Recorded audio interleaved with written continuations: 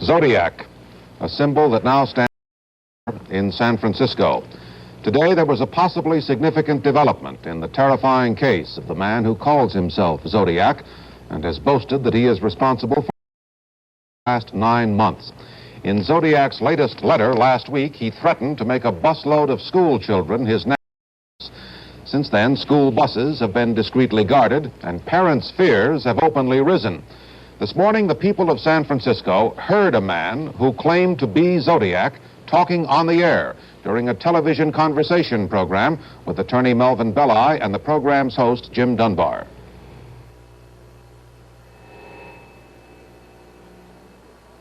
Get a cure. That was the voice of a man who called himself the Zodiac. He's talking to attorney Melvin Belli by phone on a television conversation show.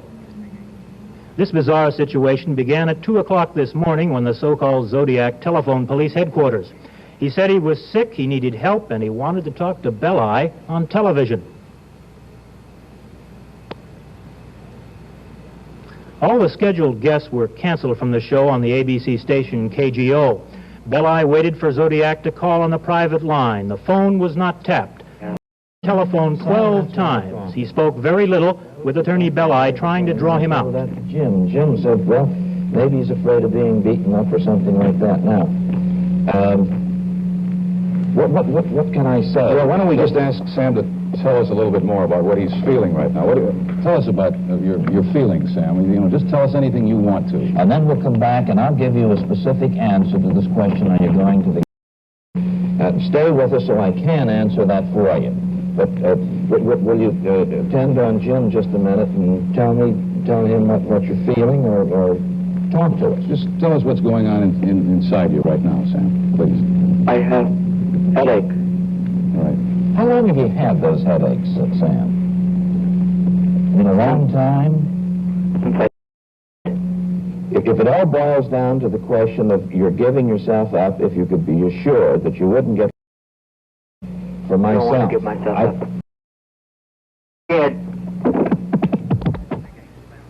Belli finally arranged to meet Zodiac in Daly City, a suburb south of San Francisco, to talk in person. The attorney waited in an office building, but Zodiac never showed.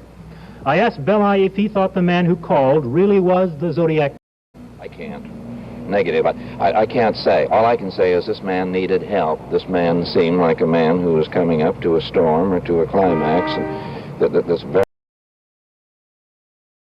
dull, and then a sort of an agonized cutoff, and enough to turn your hair whiter than mine. So inside the thrift shop, St. Vincent de Paul, attorney Melvin Belli and the San Francisco police waited for the man did not show. So now all we can do is wait perhaps for that next phone call from the man who calls himself Zodiac, who is killed. Dick Shoemaker, ABC News, San Francisco. We'll be back with more news in a moment.